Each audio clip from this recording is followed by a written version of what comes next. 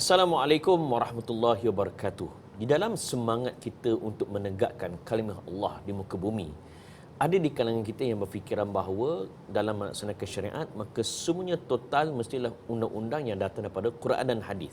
Dan orang yang bersemangat begitu umumnya tak salah pun. Yang menjadi masalah apabila mereka menafikan terus undang-undang buatan manusia, termasuklah undang-undang sivil.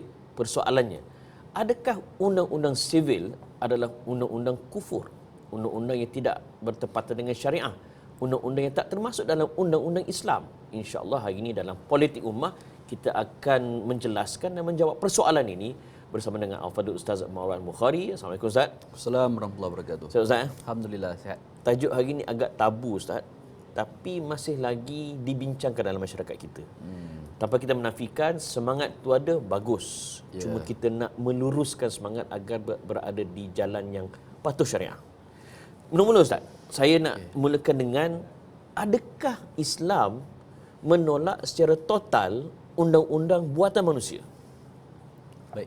Islam kalau kita lihat dari sudut penjelasan para ulama berkaitan syariah, secara asasnya Islam tidak menolak secara total apa yang bermanfaat, bahkan menerima dengan bersungguh-sungguh segala perkara yang bermanfaat dalam tamadun manusia. Okay, bahkan kalau kita lihat dalam soal beberapa pada zaman Nabi SAW, beberapa amalan yang telah dilaksanakan pada zaman jahiliah diteruskan pada zaman Islam. Antaranya soal diat, soal qasamah, sumpah berkaitan pembunuhan, beberapa aspek dalam muamalat, berhimpun hari Arubah dipanggil, ataupun dalam setelah datang Islam hari Jumaat diteruskan. Cuma ada aspek-aspek yang ditambahlah, kan? Maksudnya diterima contohnya, dan juga ditambah dan juga diberi beberapa kita panggil guideline, panduan supaya tidak tidak menzalimi dan juga tidak menyalahi Islam. Perkahwinan pun ada perkahwinan yang diterima oleh Islam, yang diamalkan oleh jahiliah, ada bentuk perkahwinan yang ditolak. Kan? Perkahwinan yang mewarisi isteri kepada ayah ke, perkahwinan tertentu yang ditolak. Ada perkahwinan yang diterima yang sampai ini kita praktik. Jadi tidak tolak mentah-mentah. Dan tidak terima bulat-bulat. Okey, comel tu boleh buat hashtag. Tidak tolak mentah-mentah, tak terima bulat-bulat. Okey, sebut pasal terima tak terima ni, dalam episod yang lalu saya sengaja bagi awal cliffhanger pada para penonton, dan saya dapat banyak juga feedback kata, mana jawapan dia kan? Okey, hari ni nak jawab. Sebab dalam konteks Undang-Undang Malaysia, kita ada Section 3 of the Civil Law Act menyatakan bahawa antara Undang-Undang Malaysia adalah berasaskan common law from England. Soalan saya Ustaz, adakah ini bererti Malaysia menerima undang-undang kafir? Dan adakah agama melarang kita mengambil undang-undang daripada yang bukan Islam? Baik, sejarah perlembagaan dan juga undang-undang di dunia termasuk di Malaysia mengalami pengalaman sejarah yang panjang lah. Dengan ada peristiwa kolonial, ada selepas itu kita panggil kemerdekaan di banyak negara sehingga mereka mentadbir sendiri. Bila mentadbir sendiri, sebelum mentadbir itu ada perlembagaan dibuat. Jadi perlembagaan dan juga undang-undang yang diterima, suka atau tidak suka, termasuk Malaysia, ada berasaskan common law. Kan? Tetapi dalam masa yang sama, apa soalannya, adakah ditolak mentah-mentah segala yang berada dalamnya? Macam kita sebut sebentar tadi, Islam sendiri membenarkan dan juga menerima perkara-perkara yang bermanfaat walaupun datang daripada zaman sebelum Islam. Contohnya fasa jahiliah sebelum kebangkitan Nabi SAW. Bahkan daripada tamadun yang lain, tidak ada masalah secara asasnya. Misalnya ketika Perang Tabuk kan, strategi Perang Khandak menggali pari itu bukan daripada tamadun Islam, daripada Farsi kan. Dari sudut bagaimana Nabi SAW berurusan dengan raja-raja negara lain, guna cop dengan kita panggil cincin baginda, itu sendiri berdasarkan amalan biasa pada zaman itu yang dicop. Kerajaan Rom buat cop kan. Tidak ada masalah. Jadi dalam aspek ini juga, jadi tidak pelik bila mana tokoh yang cukup memahami perlembagaan, beberapa tokoh kita termasuk Tun Abdul Hamid, Tun Hamid menyebut bahawa 90% undang-undang sivil kita Islamik. Jadi kalau sesiapa yang nak membawa, kita panggil kata nak memerintah Malaysia secara Islam, tidak ada masalah, sebab tidak akan ada perubahan yang besar. Dalam arti kata lain, bolehkah saya kata walaupun sesuatu benda tu datang daripada non-Muslim, tapi ianya bermanfaat dan tak bercanggah dengan agama, kita boleh ambil? Tidak ada masalah, terutama dalam urusan keduniaan dan juga dalam urusan kita panggil pentadbiran.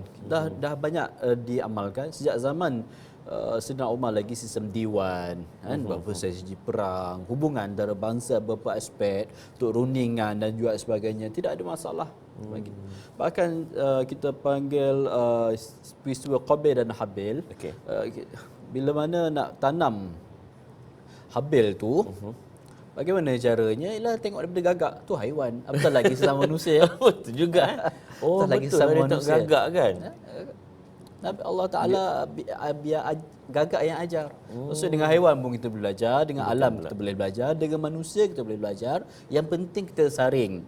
Dengan Islam ni ada perkara-perkara prinsip bersifat tetap, thawabit, qat'iyat, ada perkara-perkara yang mutaghayyir, yang berubah-ubah. Dan hal ini dalam soal pentadbiran lagi luas. Okey, daripada situ juga ada sistem dualism dalam negara kita. Ada sistem undang-undang sivil, ada sistem undang-undang syariah. Ya. Adakah itu ada dalam syarak? Jangan jawab lagi. Kita berehat seketika, teruskan bersama dalam Politik Ummah.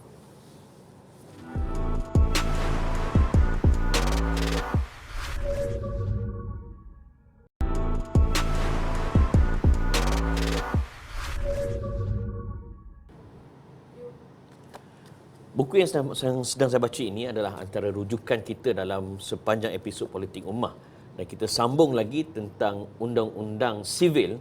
Adakah ia adalah undang-undang kafir? Dan tadi Ustaz Marwan dah buka minda kita bahawa Islam tidak menolak kita mengambil ataupun adaptasi perkara daripada non-Muslim. Hatta sejarah pun daripada gagak sekalipun, kalau benda itu baik, bermanfaat dan tak bercanggah dengan agama.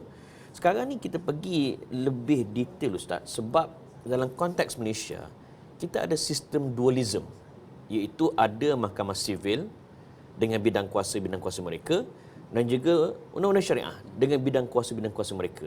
Ada yang mengatakan dia lebih kecil berbanding undang-undang sivil, itu another story lah. Tapi isu dia, pertama, tak boleh ke kita semua terus undang-undang syariah? Kan kita Malaysia negara Islam, letakkan Islam sebagai agama persekutuan. Buang teruslah undang-undang sivil tu. Lagu mana Ustaz? Baik, macam saya sebut sebelum rehat tadi, bahawasanya undang-undang sivil secara umumnya kita petik kata-kata sebahagian tokoh, antaranya Tun Hamid sendiri, tokoh yang bergelombang dalam bidang perundangan dengan tempoh yang cukup lama. Dan beliau juga terkenal kerana banyak keputusan-keputusan dia yang pro kepada Islam dan membantu kepada pembangunan Islam. Ya. Jadi beliau sendiri sebut 90% undang-undang sivil adalah sudah Islamid, ataupun paling tidak bercanggah dengan Islam. Paling tidak bercanggah dengan Islam. Jadi begitu juga bila mana kita bincangkan kat sini, kita untuk kewujudan undang-undang, proses penggubalan undang-undang dan sebagainya bukan sesuatu yang mudah lah. Kita suka ataupun tidak suka, ini amalan negara kita dari awal. Okey. Mungkin dari masa ke masa boleh tambah baik. Dan juga sudah berlaku proses tambah baik itu. Jadi dalam konteks soalan sebentar tadi, kita kata tidak ada masalah dalam erti kata untuk diamalkan, tapi dalam masa yang sama kita tidak mengakui bahawasanya semuanya itu kita panggil tidak ada langsung frasa yang kita panggil mungkin beberapa bentuk hukuman yang bercanggah. Mesti ada, kan? Sebab contohnya dari sudut beberapa soal dalam undang-undang jenayah, kan, Islam ada beberapa hukum yang spesifik. Ya, betul. Kan? Asal Jadi hukum, saya tidak akan kata bahawasanya yang ni boleh menggantikan, kan. Tapi buat masa ini yang ni diamalkan. Mungkin mana tahu satu masa nanti boleh ditambah baik aspek itu, kan. Jadi kita tidak kita kata 100% kata begitu, dan Tuan Hamid juga realistik kata 90%. Saya rujuk beliau dan juga rujuk beberapa tokoh yang lain sebelum tulis dan juga sebelum kita bincang ini, sebab saya sendiri bukan otoriti bidang ini. Mungkin saya kelebihan ataupun kepakaran saya lebih kepada wacana politik Islam, tapi kita memang melalui topik ini bila bincang. Ya, betul, kan? betul. Jadi jawapannya konsisten sistem macam saya sebut tadi, saya rasanya tidak ada masalah. Sambil kita boleh kita panggil membezakan apa yang sudah ada, kita qat'i, hukum yang qat'i dalam beberapa aspek tertentu, dan juga apa yang dibenarkan untuk kita panggil pengalaman manusia untuk menetapkannya. Kan? Selagi tidak bertentangan dengan syarak, tidak ada masalah. Sistem dualism ini adakah tidak ada usaha untuk mengharmonikan antara satu sama lain ataupun mungkin saling melengkapi? Saya rasa antara faedah perbincangan ini dan juga sebahagian kita panggil seruan oleh kumpulan-kumpulan Islam pertubuhan ke kumpulan politik ke, tak kisahlah, dia menyebabkan ada reaksi lah daripada pihak-pihak yang kita pemerintah ataupun pihak yang pakar dalam bidang ini untuk macam mana meningkatkan lagi soal Islamik, termasuk soal harmonisasi ini. Termasuk kalau kita lihat penubuhan Universiti Islam Antarabangsa Malaysia itu sendiri. Universiti saya tu.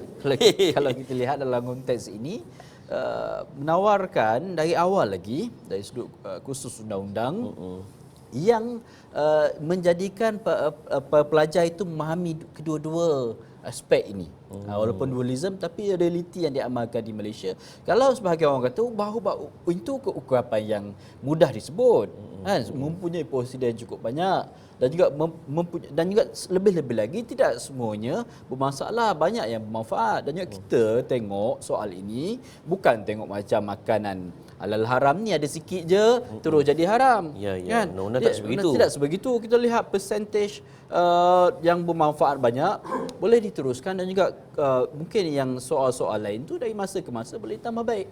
Dan saya lihat masyarakat kita pun, kalau dulu kita sebut hukum hudud sebagai contoh, orang tak biasa dengar. Bahkan dia susah nak terima hukum qisas, hukum bunuh contohnya. Tapi desa warsa ini, bila tengok isu aksiden yang menyebabkan kematian dan sebagainya, dah ada komen-komen netizen kata memang patut dah kembali ke undang-undang Islam. Nak sebut bahawa kesedaran itu sudah mula ada. Komen Ustaz.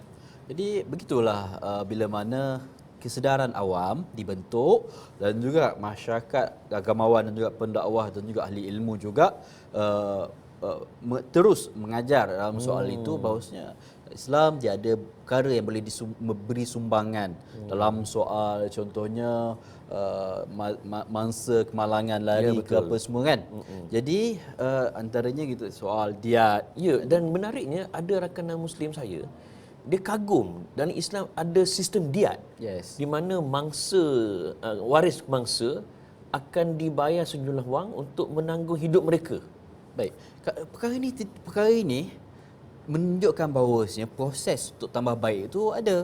Tapi dia tidak boleh semata-mata lihat macam tu semata-mata. Dia paling basic keyakinan ataupun kesedaran awam tu ada.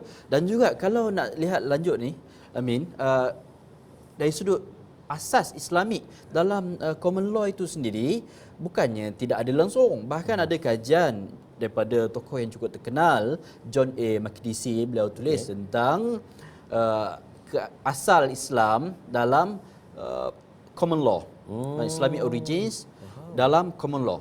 Wow. Ini judul buku beliau yang beliau bahaskan secara khusus. Contohnya dari soal pinjaman, beberapa soal kewangan, soal beberapa aspek yang lain lagi, ini ada asas. Bahkan undang-undang Inggeris itu sendiri, Norman Law dipanggil. Ya, Norman Law. Turut dipengaruhi oleh perbahasan dalam fikih Maliki, mazhab Maliki di Afrika Utara dan juga Sicily. Jadi ini kita panggil pengalaman secara halus ada pengaruh undang-undang Islam di sana. Ada pengaruh. Baik. Dan juga memang umat Islam terkenal dari sudut pentadbiran, kukuh, dan juga ada undang-undang yang jelas. Dan jadi perkara ini tidak peliklah, dan juga silih berganti, dan juga seasasnya sebab itu kita kata, dan juga sebab itu kita tidak pelik beberapa tokoh perundangan antara bangsa dan juga tempatan kita mengatakan bahawasanya banyak persamaan dan juga banyak yang tidak bertentangan. Okey, kita akan sambung lagi Ustaz. Sebab dalam buku ni Ustaz ada menyebut dan memetik kata Syekh Muhammad Tahir bin Ashur tentang prinsip taghyir dan juga takrir dalam perundangan. Apakah itu? Kita lihat seketika. terus bersama di dalam Politik Ummah.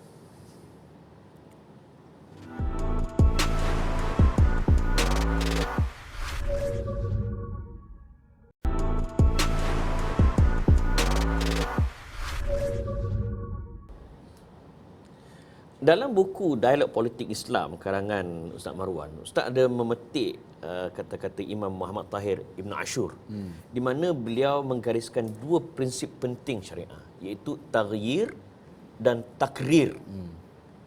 Orang Jerman kata, "Gapa nama rima?" Baik.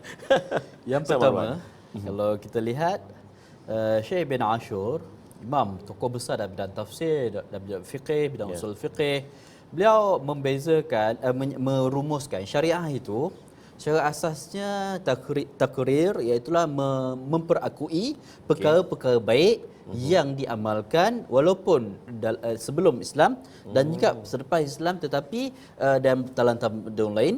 Yang kedua, dan juga taghyir, mengubah perkara yang bertembung dan juga bercanggah dengan Islam. Mana yang elok dia iktiraf, takrir. Yes. Mana yang ada ngok-ngek sikit, dia taghyir, ditukarkan. Ya. Jadi perkara ini pernah disebut oleh sebahagian tokoh Islam, antaranya oleh Imam Asy-Syatibi dalam karya beliau Al-Muwafaqat. Beliau sebut bahawasanya Islam yang dibawa Nabi SAW mengakui beberapa aspek yang telah diamalkan pada zaman jahiliah. Antaranya diat dah diamalkan. Antaranya ialah berhimpun di hari Jumaat tu dah diamalkan, kita tambah dengan khutbahnya, dengan solat Jumaatnya, dan beberapa aspek yang lain termasuk Ikutkan dulu zaman jahiliah dah ada ibadah haji dia. Cuma dia corner sikit lah. Yes, corner. Jadi kita kembalikan kepada betul. realiti apa yang diajar oleh Nabi Ibrahim AS. Ya, betul. Jadi seterusnya beberapa aspek yang lain, hukuman qisas. Qisas dah ada bunuh balas. Tetapi Islam tetapkan lagi, letak kita panggil piawaian, garis panduan supaya tidak kita panggil tidak menzalimi, dalam arti kata menghina, membunuh, kita panggil merobek mayat ke apa kan. Maksudnya letak tidak bunuh balas dendam ke, hukuman tetap hukuman. Dan juga ini secara asasnya diterima oleh akal manusia, pembunuhan mesti dibalas. Kan, siapa yang bunuh dengan sengaja. Jadi beberapa aspek itu, dari aspek muamalah pun ada jual beli yang dibenarkan, riba dilarang. Kan, maksud ini takir, bisnes boleh. Takrir dan juga taghyir. Ada perkahwinan diterima, ada perkahwinan yang bentuk-bentuk perkahwinan yang ditolak. Kalau ikut zaman jahiliah, dia kahwin 10 orang tu selamba. Islam datang 4 sahaja. Yes. Jadi Ibn Ashur ni dia kata lagi bahawasanya ini tak limited pada zaman jahiliah semata-mata, bahkan experience daripada tamadun lain sebelum Islam juga, kalau bermanfaat tidak ada masalah. Termasuk kita boleh faham bahawasanya apa-apa experience dan juga pengalaman tadbir urus dan juga pemerintahan yang membawa manfaat boleh memajukan lagi negara kita dari sudut keselamatan dan dari sudut perundangan dan juga sebagainya, kita boleh pelajari hal tersebut. Dan dalam soal ini, dalam soal undang-undang ini juga sebahagiannya mungkin kita nak memperelok dari sudut alam sekitar kita, beberapa aspek yang dipelihara di setengah negara dari sudut undang-undang alam sekitar, kita boleh pelajari. Kita tak pelihara ekosistem perikanan, kita katakan. Mungkin ada setengah negara yang sudah tegas. Ada beberapa aspek yang kita belum tegas dan juga belum amalkan, kita ada masalah. Jadi banyak ruang pendidikan dan juga sebagainya. Macam kita sembang tadi berkaitan dengan undang-undang jalan raya. Barangkali disebabkan banyak kes berlaku, aksiden menyebabkan kematian, maka boleh diperketatkan. Boleh diperketatkan soal mabuk tak mabuk tu kan. Boleh diperketatkan dari sudut termasuk dikeraskan lagi hukuman. Kan? Akhirnya Ustaz, setelah kita bincang semua ni, kita dapati bahawa undang-undang sivil tak semestinya undang-undang kita kena tolak. Macam Ustaz sebut, kita Islam tidak tolak mentah-mentah dan tak terima bulat-bulat. Betul. Dan ada di sana prinsip taghyir dan juga takrir. Betul. Kesimpulannya Ustaz, adakah bererti dalam konteks sebuah negara Islam kita kena hapuskan semua undang-undang sivil dan hanya kekalkan undang-undang syariah, ataupun kita letakkan undang-undang sivil itu di bawah konotasi ataupun di bawah terma ta'zir? Sebahagian yang disebut sebagai undang-undang sivil itu, menurut sebahagian sarjana, antaranya Muhammad Salim Al-Awwal, tokoh besar perundangan Islam, Sebahagian itu boleh sebut takzir. Tapi saya tidak mahu melangkau bidang ahli-ahli perlembagaan undang-undang di Malaysia, tapi dalam perbahasan fikih itu sendiri tidak ada masalah lah untuk diamalkan. Bila mana takzir itu sendiri dan juga undang-undang itu sendiri lahir bukannya kita terdetik inilah undang-undang, lahir daripada mesyuarat. Mesyuarat pula pakar-pakar, bukan mesyuarat sembang kosongan. Jadi mesyuarat pakar-pakar. Jadi sudah tentu pelbagai aspek diambil intibar dalam soal untuk menyelesaikan isu jenayah ke, isu negara ke. Jadi undang-undang itu dibuat, kan.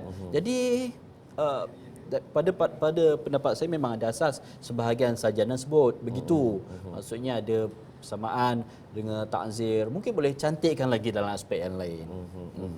Pak Ustaz, jazakallah di atas ilmu pada hari ini. Alhamdulillah. Pastinya ada banyak episod lagi selepas ini. InsyaAllah. Dan banyak lagi soalan yang akan mencakar minda Ustaz. Para penonton, kita semua bercita-cita untuk melihat tertegaknya syariat Islam di atas muka bumi Allah, terutama sekali Malaysia. Dan alhamdulillah di Malaysia kita ada ruang-ruang yang ada. Ya, di sana ada kelemahan, ya di sana ada juga benda boleh diperbaiki. Yang penting kita teruskan mendidik masyarakat, memberikan awareness supaya akhirnya undang-undang tertegak di atas bumi Malaysia kerana kehendak rakyat, bukan secara terpaksa tetapi dengan kerelaan sendiri. Yang penting ilmu, kesedaran, ilmu dan kesedaran. Kita jumpa lagi di Politik Ummah. Saya Amin Idris. Assalamualaikum warahmatullahi wabarakatuh. Assalamualaikum.